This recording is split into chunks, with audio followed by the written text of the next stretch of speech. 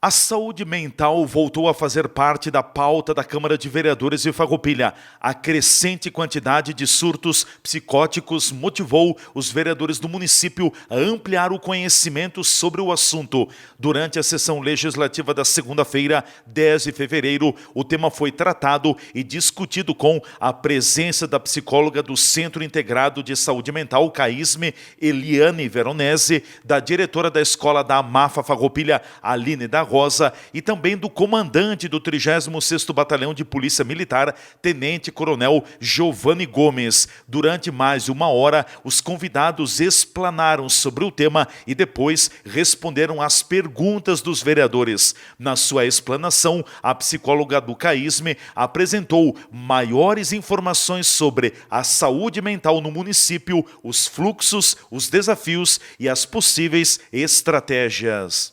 Nós temos vários serviços, mas eu quero começar pela atenção básica.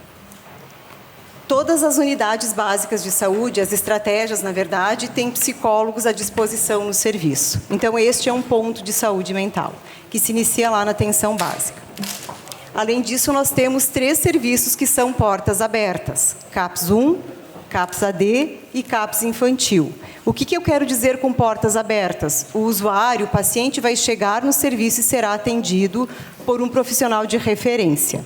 E dali, a partir dali, será dada o andamento no seu atendimento. O outro serviço que nós temos à disposição é o CAISME. Este, sim, precisa também encaminhamento da atenção básica. Na prática, como que funciona? O usuário vai ser atendido lá na sua unidade de referência e, a partir da avaliação médica, vai ser encaminhado para os serviços que o profissional julgar necessário. Podem ser vários profissionais ao mesmo tempo, inclusive neurologista, psiquiatra, fonoaudiólogo, psicólogo. Vai depender da demanda do paciente, vai depender da avaliação do profissional que vai atender aquele paciente.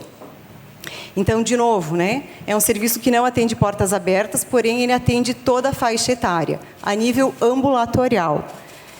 O que isso difere dos outros serviços que eu citei? Os CAPs, eles têm como premissa o atendimento a longo prazo. Então, portanto, pacientes mais crônicos e em situação de transtornos mentais, de moderados a graves. Já o CAISME, nós entendemos como pacientes com situações um pouco mais leves, se é que se pode dizer dessa maneira, mas que podem ser tratados ambulatorialmente e que vão ter um prazo para encerrar o atendimento, diferente dos CAPs, que não tem prazo para encerrar o atendimento. A outra questão levantada no ofício diz respeito aos desafios que nós encontramos. E eu quero citar alguns. Um deles é a falta de apoio familiar e social. É bastante complexo quando nós encontramos um paciente que não tem ninguém com quem ele possa contar. O atendimento, o tratamento a esse paciente, ele fica muito mais difícil, desafiador, porque sem o apoio da família fica bem mais complicado para qualquer um de nós, mas para um paciente que está em uma situação de vulnerabilidade, potencializa ainda mais. Outro desafio diz respeito ao estigma e o preconceito. Apesar da gente ter evoluído bastante no que diz respeito à saúde mental, as pessoas ainda sofrem bastante preconceito com isso e carregam o estigma. O que eu quero dizer com isso na prática? Vamos pensar uma pessoa que é diagnosticada com um transtorno X. Todo o comportamento dela passa, por vezes, a ser atribuído a esse transtorno. E aí a gente passa a desconsiderar que aquela pessoa é muito mais do que um diagnóstico. Ela é uma pessoa, o diagnóstico é apenas uma parte daquela pessoa. Mas a gente ainda encontra essas dificuldades, esse preconceito que acaba dificultando ainda mais e aumentando o sofrimento das pessoas que passam por esses transtornos, A má adesão ao tratamento também é um desafio que a gente enfrenta e é bem importante.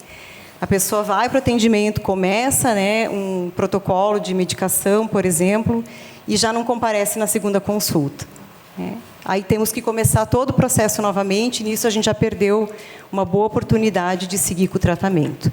Da mesma forma, em atendimento psicológico, E esse é outro desafio que eu quero falar, que são as faltas. Nós temos um número muito grande de pacientes que faltam em atendimentos psicológicos. Isso acaba também contribuindo muito para que o tratamento não seja tão eficaz. E também faz com que essa pessoa retorne depois para a fila de espera, sendo que ela já poderia ter sido atendida, e, ao mesmo tempo, ela também impede uma outra pessoa de ser atendida, porque os horários são agendados para aquele paciente, nós não agendamos uma outra pessoa naquele horário. E a pessoa confirma a sua ida ao serviço, ela não vai, nós perdemos a oportunidade de atender um paciente naquele horário. A gente tem batalhado bastante em relação às faltas, e uma das questões é, por exemplo, quando a pessoa falta sem nenhuma justificativa, ela perde imediatamente a vaga. Obviamente que ela pode ser inserida novamente depois de uma avaliação, mas ainda assim a gente percebe um número muito grande de faltas, não só com adultos, mas com pacientes que são crianças também, que a família deveria ter o dever de levá-los ao atendimento e acabam faltando. A gente também tem uma luta constante com a desinformação, com as fake news e com os gurus da moda, que acabam contribuindo negativamente para os tratamentos serem inadequados. Às vezes, as pessoas acabam optando por ler alguma notícia sem nenhum fundamento científico e passar a se tratar a partir daquela leitura que fez e desconsidera todo o conhecimento do profissional que está atendendo. Uma outra questão também, a gente tem que levar em conta que nós somos um país com uma grande desigualdade social, em que as pessoas precisam trabalhar muito mais horas para conseguir aquilo que é o básico por vezes, e isso também aumenta o adoecimento, acaba potencializando, né? Se você precisa trabalhar muito mais tempo para conseguir aquilo que é básico, logicamente você tem menos tempo para se cuidar. E uma outra questão, outro desafio também, é o baixo investimento por parte dos empregadores. Às vezes as empresas não investem no seu funcionário e na saúde mental do seu funcionário. Por exemplo, né? O atestado psicológico, ele não abona a falta. Então, algumas pessoas que poderiam ser atendidas, né, no serviço e que deveriam ser atendidos, porque o tratamento combinado de psicologia e psiquiatria é o que melhor funciona, por exemplo, acabam não podendo aderir ao tratamento psicológico porque vão faltar ao trabalho. Se faltarem ao trabalho, tem perda de remuneração, enfim, de outros benefícios, e a empresa não vai abonar essa falta. Então, esse também é um desafio que a gente enfrenta. Quanto às possíveis estratégias, nós temos que levar em conta que nós seguimos diretrizes do Ministério da Saúde.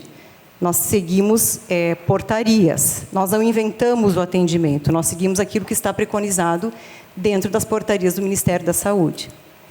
Mas, apesar disso, a gente consegue fazer uma leitura dos cenários que a gente acaba tendo no município e conseguimos atuar em algumas instâncias. Por exemplo, nós temos percebido um aumento de pessoas que apresentam compulsão por jogos. Então, nós passamos a investir no serviço do CAPS-AD em atendimentos mais voltados a este público.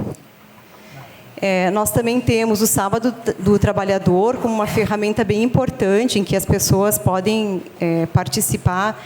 Nós temos, por exemplo, no CAPS Infantil, rodas de conversa, atendimentos de orientação aos pais, aos adolescentes também, como forma de, não só de promover, mas também de orientar algumas questões pertinentes à saúde.